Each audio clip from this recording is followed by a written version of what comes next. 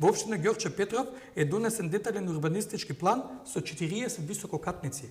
Имаме 20 катници, нешто што е нонсенс. Невисоките згради во Ѓорче Петров до пред скоро време беа 5-6 ката. Потоа почна со 10 катници, сега веќе идеме на 20 катници. Овој детален урбанистички план е донесен не на нетранспарентен начин, на криминален начин, на вонредна седница, во сабота. Носење на детални урбанистички планови на вонредни седници, мислам дека е нешто што не е прифатливо, е криминално. Поготово што овој детален урбанистички план е донесен без да се запазат основните процедури.